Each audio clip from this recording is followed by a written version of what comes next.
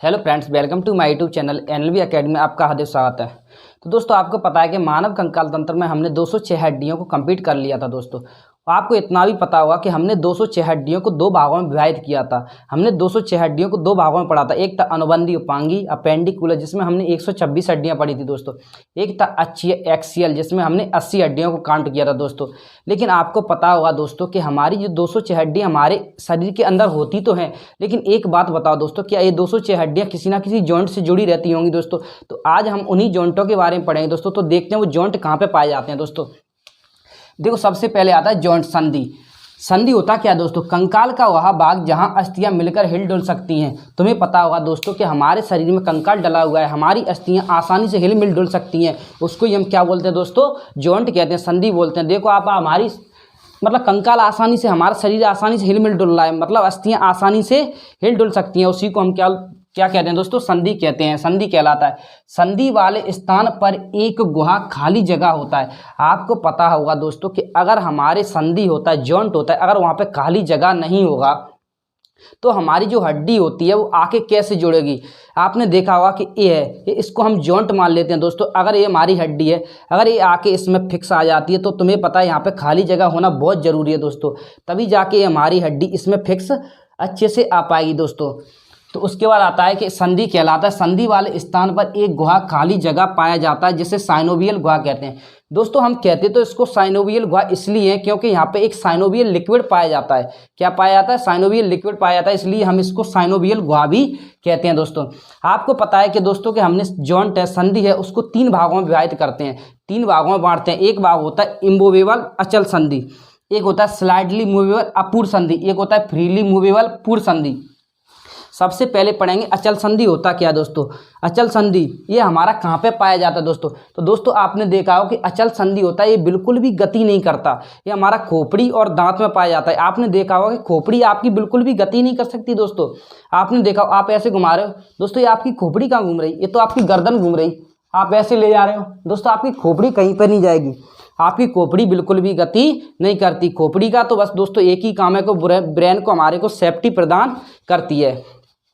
तो एक हमारा इम्बोवेबल अचल संधि कहाँ पे पाई जाती है दोस्तों? खोपड़ी में। और एक हमारा दांत। आपने देखा होगा दोस्तों कि दांत में बिल्कुल, हमारे जो दांत होते हैं बिल्कुल भी इधर उधर नहीं जा सकते। अब तुम बोल रहे होंगे सर हमारा तो इधर उधर चला जाता है। दोस्तों, हमारा जबड़ा हिलता है लेकिन दांत कभी नहीं हिलेगा। अगर हमारा दांत हिलने लग जाता है दोस्तों, वो टूट जाता है, 14 से 15 दिन में आसानी से टूट जाएगा। आपने देखा होगा कि आप इधर से उधर कर रहे हो तो आपका जबड़ा इधर से उधर होता है दोस्तों, देख रहे हो, आपका दांत कभी भी इधर से उधर नहीं जाएगा। तो हमारा दोस्तों खोपड़ी और दांत में बिल्कुल भी गति देखने को नहीं मिलता, ये बिल्कुल भी हिल डुल नहीं सकता। तो आपके एग्जाम में दोस्तों डायरेक्ट क्वेश्चन पूछ लिया जाता है कि बताओ खोपड़ी में और दांत में, आपको कोई भी क्वेश्चन पूछ लिया, खोपड़ी में कौन सा जॉइंट पाया जाता है, दांत में कौन सा जॉइंट पाया जाता है, खोपड़ी में कौन सी संधि पाई जाती है, दांत में कौन सी संधि पाई जाती है? तो दोस्तों, आपको अच्छी तरह याद रखना कि अचल संधि, कौन सी संधि दोस्तों? अचल संधि, जिसको हम इम्बोवेबल बोलते हैं, इम्बोवेबल जॉइंट बोलते हैं। उसके बाद आता है दोस्तों, दूसरे नंबर पे आता है दोस्तों अपूर्ण संधि। अपूर्ण संधि क्या होता है दोस्तों? इसको हम स्लाइडली मूवेबल बोलते हैं। पसली और रिब्स, यहाँ पे हमें थोड़ा मोड़ा गति देखने को मिलता है दोस्तों, बहुत ज़्यादा नहीं, थोड़ी बहुत मात्रा में हमें गति देखने को मिलता है। जैसे आपने देखा होगा पसली, हमारी जो रिब्स होती हैं, पसलियाँ होती हैं, आपने देखा होगा जैसे आप सांस ले रहे हो तो आपकी पसलियाँ थोड़ा बहुत मूवमेंट करती हुई नजर आती है दोस्तों। आपने देखो, यहाँ पे हाथ लगा के देख सकते हो, तो मतलब आपकी पसलियाँ थोड़ी बहुत गति देखने को मिलती है। पसलियाँ थोड़ी बहुत गति करती है, ज़्यादा हिल डुल नहीं सकती, थोड़ा बहुत हिल डुल सकती है केवल। इसी प्रकार आपने रीढ़ की हड्डी को देखा है, बैकबोन को देखा है कि जिस तरह आप इधर अगर हिलोगे तो आपकी हड्डी थोड़ा बहुत दिखेगी, अगर आप ऐसे हिलोगे नीचे की तरफ तो आपकी हड्डी थोड़ा बहुत गति करेगी, ज़्यादा गति नहीं करती हैं दोस्तों। पसली और रीढ़ की हड्डी थोड़ा बहुत हिल डुल सकती है, थोड़ा बहुत दोस्तों, तो थोड़ा बहुत गति करती हैं, इसलिए इनको हम अपूर्ण संधि। आप कैसे याद रखोगे? देखो, अपूर्ण का मतलब क्या होता है दोस्तों? कि थोड़ा बहुत। तुम्हें पता है पूर्ण का मतलब क्या होता है? पूरा।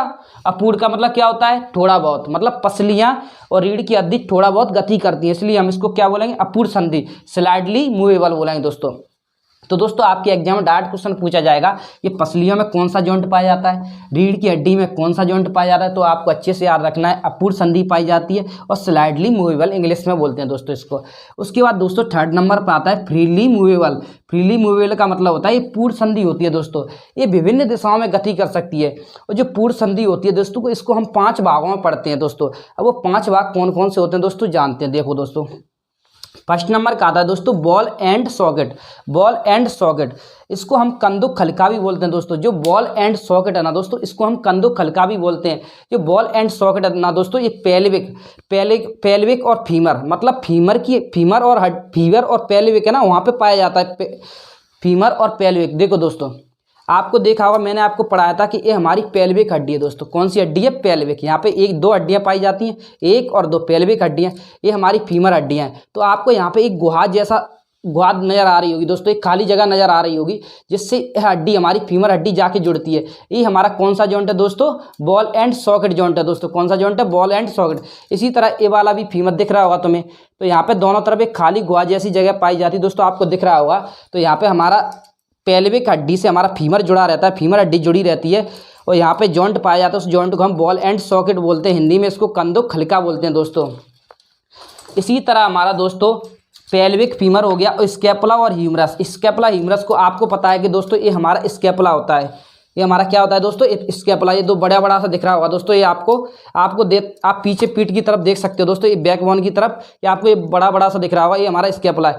तो ये हमारा स्कैपुला ह्यूमरस आपको दिख रहा होगा। इसी तरह हमारे देखो ह्यूमरस ये वाली हड्डी है कि नहीं दोस्तों? ये वाली हड्डी को ऐसे जोड़े रखता है, यहाँ पे खाली गुहा इसी तरह पेल्विक फीमर की तरफ पाई जाती है, जो हमारी दोनों तरफ की ह्यूमरस हड्डी को स्कैपुला हड्डी से जोड़े रखता है और यहाँ पे जॉइंट पाया जाता है दोस्तों। इसको क्या बोलेंगे? Ball and socket. अच्छे से याद रखना है दोस्तों, आपके एग्जाम में डायरेक्ट क्वेश्चन पूछ लिया जाएगा दोस्तों कि बताओ पेल्विक और फीमर को जो जोड़ता है वहाँ पे कौन सा जॉइंट पाया जाता है दोस्तों?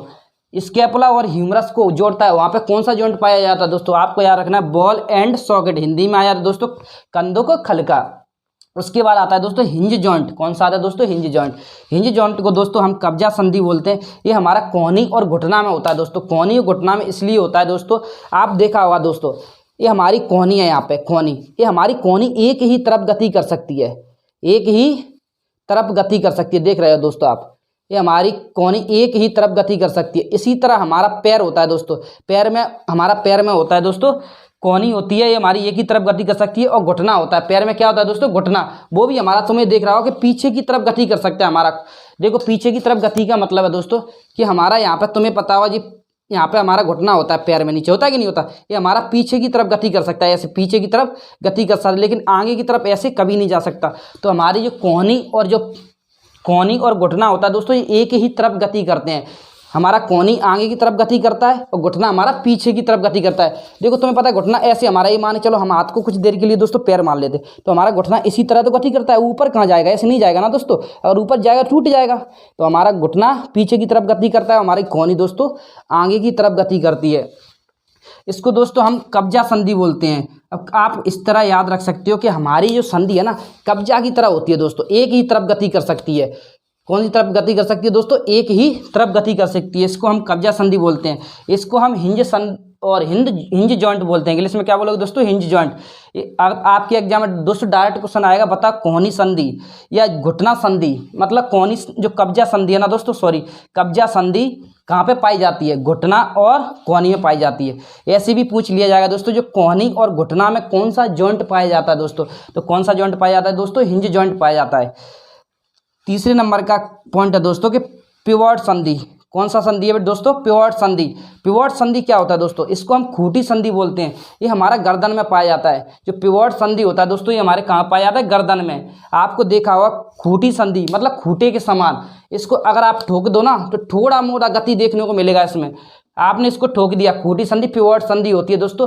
तो आप इसको ऐसे याद रख सकते हो कि हमने इसको गर्दन को ऐसे ठोक दिया सिर में, तो अब इसको थोड़ा बहुत इधर उधर कर सकते हैं। तो हम अपनी खूंटा को थोड़ा बहुत इधर उधर कर सकते हैं ना, भैंस का खूंटा होता है, उसको थोड़ा बहुत इधर उधर कर सकते हो। तो हमारी गर्दन को थोड़ा ऊपर भी कर सकते हो, इधर भी कर सकते हो, इधर भी कर सकते हो, मतलब खूंटी मतलब क्या दोस्तों, खुटी खुटी की तरह क्या कर दिया, उसको ठोक दिया दोस्तों, खुटी की तरह क्या कर दिया दोस्तों, ऐसे खुटी की तरह उसको ठोक दिया, मतलब खूंटा की तरह उसको ठोक दिया। तो थोड़ा और इधर उधर अपन कर सकते हैं।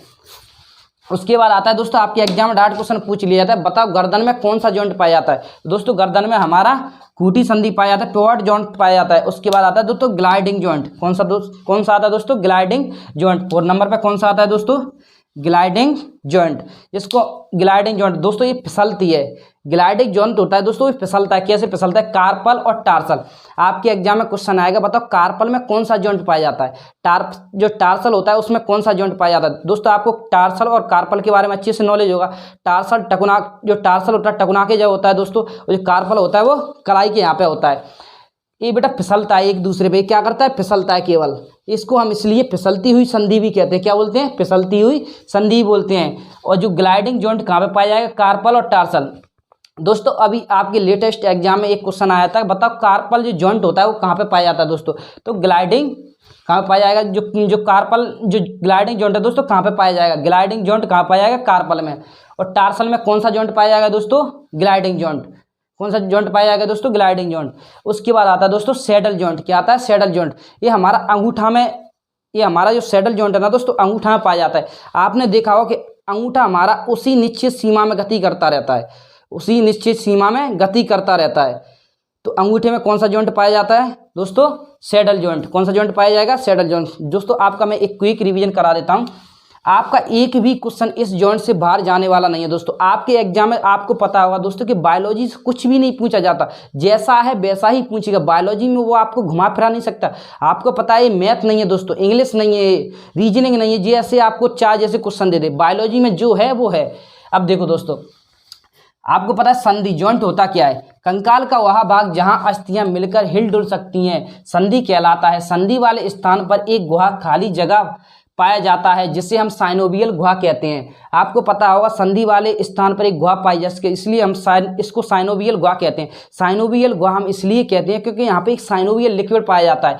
अब मैं आपको बताता हूँ दोस्तों ये साइनोवियल लिक्विड होता क्या है।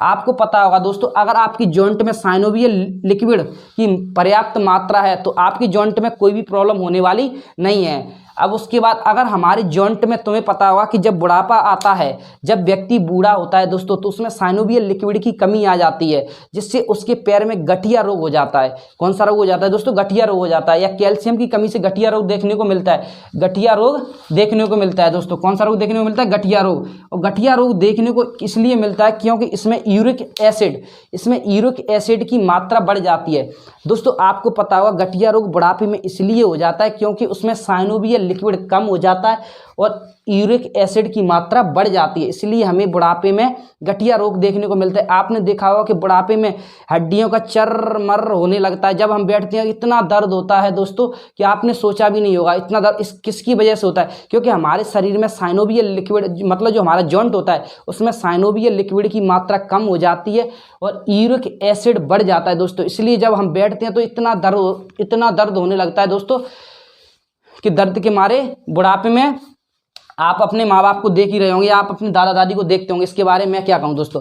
उसके बाद आता है जॉइंट। जॉइंट को हमने दोस्तों 3 भागों में पढ़ा था, इम्बोवेबल अचल संधि, उसके बाद स्लाइडली मूवेबल अपूर्ण संधि, उसके बाद फ्रीली मूवेबल पूर्ण संधि। अब उसके बाद तुम्हें पता है दोस्तों इम्बोवेबल जॉइंट अचल संधि में हम खोपड़ी और दांत, तो अचल संधि इम्बोवेबल जॉइंट में कौन कौन आता है दोस्तों, खोपड़ी और दांत। खोपड़ी और दांत में कौन सा जॉइंट आएगा दोस्तों, इम्बोवेबल अचल संधि। मेरे साथ काउंट करो दोस्तों, चलो अब की बार। खोपड़ी में कौन सा जॉइंट आएगा दोस्तों, इम्बोवेबल अचल संधि। और दांत में कौन सा आएगा दोस्तों, अचल संधि और इम्बोवेबल। उसके बाद अपूर्ण संधि। अपूर्ण संधि को आप कैसे याद रखोगे दोस्तों कि अपूर्ण संधि मतलब ये पूरी तरह नहीं घूमती है दोस्तों, थोड़ा मोड़ा गति देखने को मिलता है। अपूर्ण का मतलब थोड़ा बहुत। तो अपूर्ण संधि कहाँ पे पाई जाती है, पसलियाँ और हमारे रीढ़ की हड्डी मतलब रिब्स और बैकबोन में पाई जाती है दोस्तों। आपने देखा होगा कि जब कभी हम चेस्ट नपाने जाते हैं दोस्तों तो इस तरह से हम सीने को चौड़ा करते हैं, तो आपको दिख रहा होगा कि यहाँ पे हमारी पसलियाँ थोड़ा बहुत इम्प्रूव मतलब थोड़ा बहुत गति करती हुई नजर आ रही हैं दोस्तों। इसी तरह हम नीचे की तरफ नपते हैं ऐसे, तो हमारा रीढ़ की हड्डी में थोड़ा बहुत गति देखने को मिलता है, लेकिन थोड़ा बहुत हिल डुल सकता है। अपूर्ण संधि, इसलिए हम इसको अपूर्ण संधि बोलते हैं। ज़्यादा नहीं हिलेगा दोस्तों, इसलिए हम इसको अपूर्ण संधि बोलते हैं। थोड़ा बहुत गति देखने को मिलता है दोस्तों, थोड़ा बहुत गति देखने को मिलेगा, इसलिए हम इसको स्लाइडली मूवेबल मतलब अपूर्ण संधि बोलते हैं। तो आपके एग्जाम में क्वेश्चन आएगा दोस्तों, बता पसलियों में कौन सा जॉइंट पाया जाता है, तो आप बता दोगे ना दोस्तों अपूर्ण संधि, स्लाइडली जॉइंट पाया जाता है। रीढ़ की हड्डी में कौन सा जॉइंट पाया जाता है दोस्तों, स्लाइडली जॉइंट पाया जाता है दोस्तों, अपूर्ण संधि पाई जाती है। उसके बाद आता है दोस्तों फ्रीली मूवेबल, कौन सा आता है, फ्रीली मूवेबल पूर्ण संधि, कौन सा आता है, फ्रीली मूवेबल पूर्ण संधि। पूर्ण संधि दोस्तों इसका मतलब होता है कि ये चारों मतलब विभिन्न दिशाओं में गति कर सकती है। और पूर्ण संधि को हम दोस्तों 5 भागों में विभाजित करते हैं, 5 भागों में पढ़ते हैं। अब वो 5 भाग कौन से हैं दोस्तों, देखते हैं। सबसे फर्स्ट नंबर का है दोस्तों ball and socket. Ball and socket इसको हम दोस्तों हिंदी में कंदुखलिका बोलते हैं।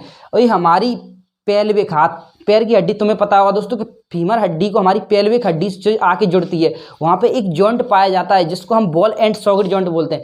इसी तरह हमारा ये ह्यूमरस है दोस्तों, स्कैपुला हड्डी से जुड़ा है, तो स्कैपुला और हड्डी को जोड़ता है, वहाँ पे भी तो एक जॉइंट पाया जाता है, एक जॉइंट पाया जाता है दोस्तों, इसको भी हम बॉल एंड सॉकेट बोलते हैं। तो दोस्तों ह्यूमरस प्लस स्कैपुला और पेल्विक प्लस फीमर, तो ये हमारा ये कौन कौन से जॉइंट से जुड़े रहते हैं, केवल बॉल एंड सॉकेट से दोस्तों। तो दोस्तों pelvic plus femur scapula plus humerus हमारे बॉल एंड सॉकेट जॉइंट से जुड़े रहते हैं। उसके बाद आता है दोस्तों हिंज, कब्जा संधि। आपने देखा होगा बेटा कि कब्जा संधि मतलब हमारी कोहनी और टुकना, हमारी कोहनी और घुटना पाया जाता है। आपने देखा हमारी कोहनी केवल एक ही तरफ गति कर सकती है, इसलिए हम इसको क्या बोलते हैं दोस्तों, हिंज संधि, कब्जा संधि बोलते हैं। क्या बोलेंगे दोस्तों, हिंज संधि मतलब हिंज जॉइंट मतलब कब्जा संधि। आप देख रहे होंगे दोस्तों कि हमारा जो जॉइंट है ना, यहाँ पे कोहनी है, ये एक ही तरफ गति कर सकती है, कब्जे की तरह होती है, क्योंकि हमारा जो कब्जा होता है वो दोनों तरफ नहीं जा सकता दोस्तों, एक ही तरफ जाता है, इसलिए हमारी इसको क्या बोलेंगे, कब्जा संधि, हिंज जॉइंट बोलेंगे। इसी तरह हमारा घुटना होता है दोस्तों, घुटना भी हमारा पीछे की तरफ गति कर सकता है, आगे की तरफ आप अपने पैर को इस तरह से कभी नहीं गति करा सकते दोस्तों। उसके बाद आता है पिवट जॉइंट, खूंटी संधि, ये केवल गर्दन में पाया जाता है दोस्तों। ये कहाँ पे पाया जाता है, गर्दन में पाया जाता है। खूंटी संधि कहाँ पे पाया जाता है दोस्तों, गर्दन में। आपने देखा होगा कि हमारी गर्दन आसानी से इधर उधर जा सकती है, तो आपके एग्जाम में डायरेक्ट क्वेश्चन पूछ लिया जाता है, बताओ गर्दन में कौन सा जॉइंट पाया जाता है दोस्तों, पिवट जॉइंट पाया जाता है। उसके बाद आता है ग्लाइडिंग जॉइंट, मतलब इसको हम फिसलती संधि बोलते हैं, इसको हम दूसरे किस नाम से जानते हैं दोस्तों, फिसलती संधि, ग्लाइडिंग जॉइंट। आपने देखा कार्पल टार्सल, आपने अच्छे से पढ़े होंगे, कार्पल यहाँ पे पाया जाता है, यहाँ पे हड्डियाँ एक दूसरे के ऊपर दोस्तों क्या करती हैं, फिसलती हैं, इसलिए हम इसको क्या बोलते हैं, ग्लाइडिंग जॉइंट, फिसलती संधि बोल सकते हो आप इसको। अगला आता है दोस्तों 5वें नंबर का सैडल जॉइंट, कौन सा आता है, सैडल जॉइंट। इसको हम ये हमारा अंगूठे में पाया जाता है, जो सैडल जॉइंट होता है दोस्तों ये हमारे अंगूठे में पाया जाता है। यहाँ पे एक निश्चित सीमा में चारों तरफ गति करता है, हमारा अंगूठा एक निश्चित सीमा में चारों तरफ गति करता है दोस्तों। तो दोस्तों आपके जो जॉइंट के जो क्वेश्चन है वो यहीं से बनने वाले हैं, इसके अलावा एक भी जॉइंट का क्वेश्चन और कहीं से बनने वाला है नहीं। तो मैं आशा करता हूं कि दोस्तों आपको वीडियो अच्छा लगा होगा। अगर आपको वीडियो अच्छा लगा है तो वीडियो को लाइक कीजिए, सब्सक्राइब कीजिए एवं अपने दोस्तों को अधिक से अधिक शेयर कीजिए। थैंक यू दोस्तों।